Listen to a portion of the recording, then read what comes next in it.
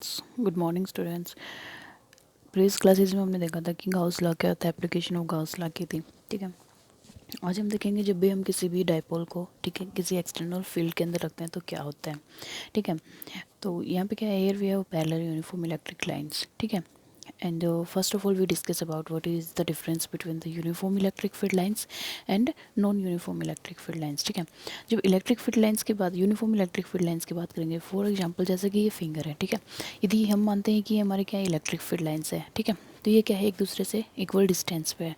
ठीक है, और एक दूसरे को क्या है, पैरेलल है। तो जो यूनिफॉर्म इलेक्ट्रिक फील्ड लाइंस है वो हमारी क्या हो जाएंगी, when electric field lines have equal distance between them and all are parallel to each other. This is called uniform electric field lines. Okay, and non uniform electric field lines क्या होगा, जब ये electric field lines है, कोई ऐसे जा रही है कोई ऐसे जा रही है, तो हमारी वो क्या हो जाएगी, non uniform electric field lines आ जाएंगी। ठीक है, एंड जो हमारा टॉपिक है वो हमारा क्या है, जब हम किसी भी डाइपोल को यूनिफॉर्म इलेक्ट्रिक फील्ड लाइंस में रखते हैं तो हाँ क्या होता है।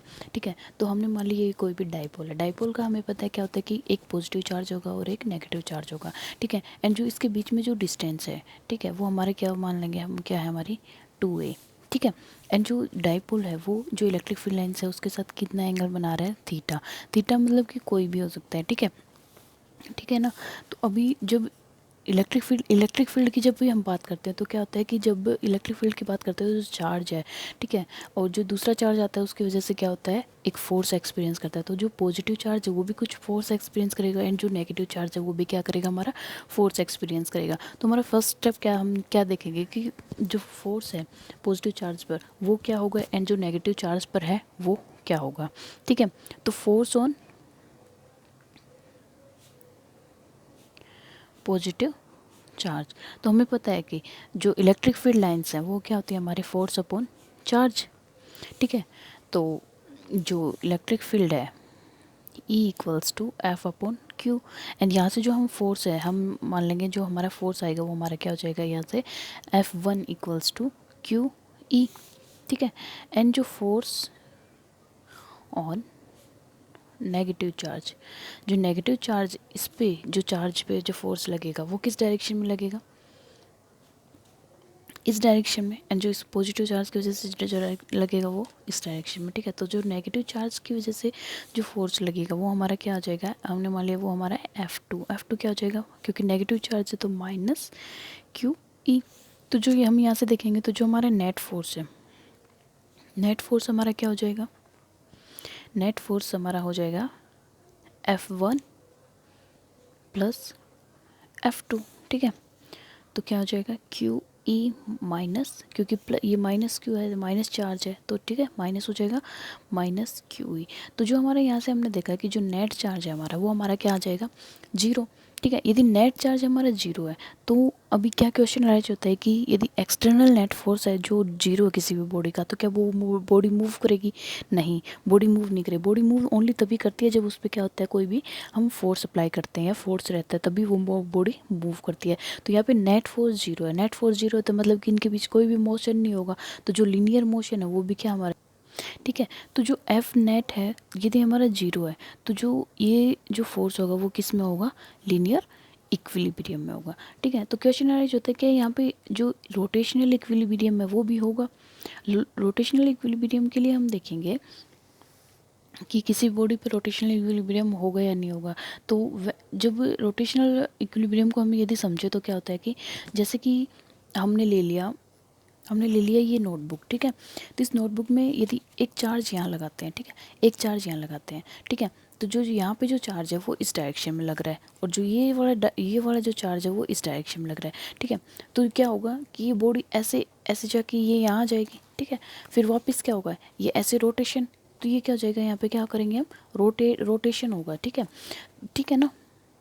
तो क्या हो गया कि जब भी कोई टू इक्वल फोर्सेज हैं, ठीक है, अपोजिट डायरेक्शन में लग रहे हैं, ठीक है, और एक दूसरे के क्या है, पैरेलल टू ईच अदर, तो वो क्या करेंगे, एक फॉर्म क्या करेंगे, कपल फॉर्म करेंगे। ठीक है, when two equal forces in the opposite direction parallel to each other they always forms a couple, that is kind of a torque. ठीक है, यदि यहाँ पे देखो ये पॉजिटिव चार्ज है, ठीक है, ये नेगेटिव चार्ज, इसकी वजह से जो फोर्स है वो यहाँ लग रहा है, ठीक है, इसकी वजह से फोर्स लग रहा है यहाँ लग रहा है।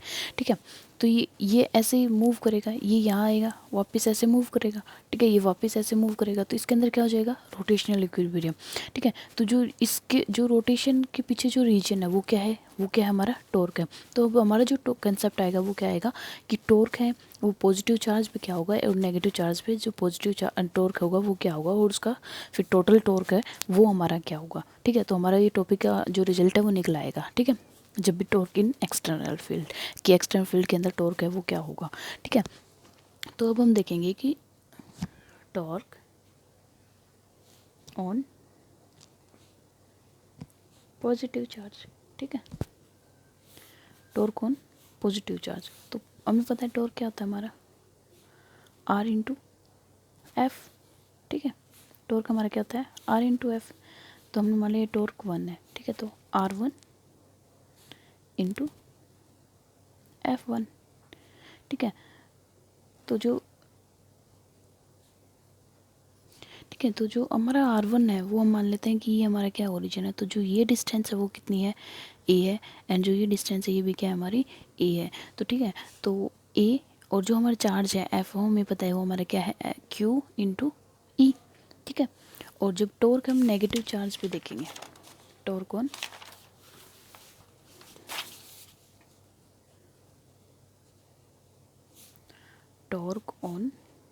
नेगेटिव चार्ज, टॉर्क ऑन जब नेगेटिव चार्ज हम देखेंगे तो हमारा क्या हो जाएगा, टॉर्क R2 इंटू F2, ठीक है। तो जो टॉर्क है हमारे यहाँ पे हमने देखा था कि यहाँ पे भी R जो हमारा वो क्या हो जाएगा A, एंड जो चार्ज है वो क्या है अब हमारा यहाँ पे -Q नेगेटिव है। तो जो R2 है हमारा वो क्या हो जाएगा, A into minus of QE, ठीक है, सॉरी माइनस A है क्योंकि नेगेटिव है, ठीक है।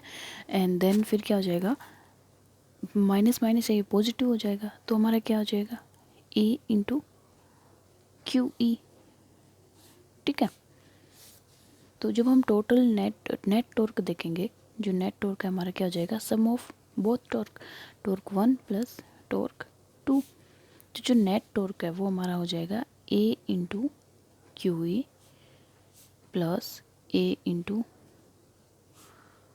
QE, ठीक है। तो क्या हो जाएगा, 2 इंटू A इंटू QE, ठीक है।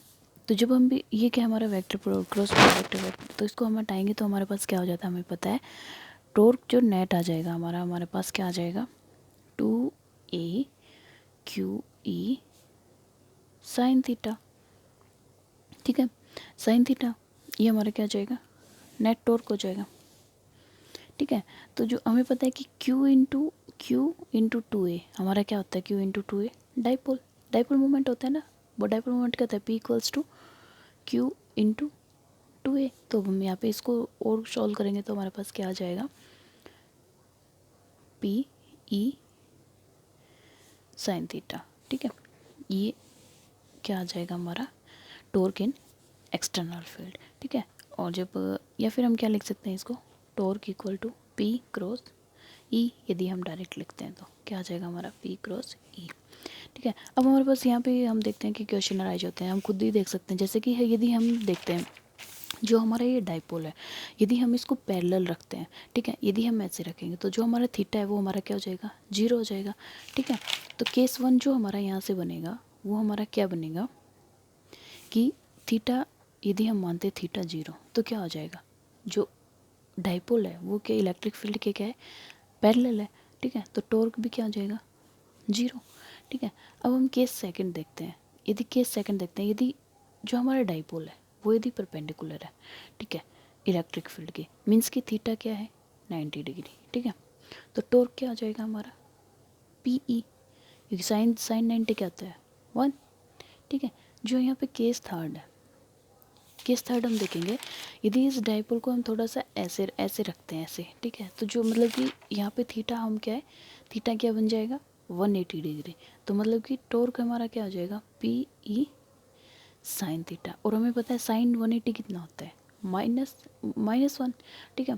तो टॉर्क इक्वल्स टू क्या हो जाएगा, -P।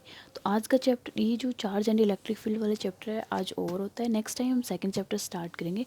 होप सो स्टूडेंट्स आपको समझ आ रहा होगा।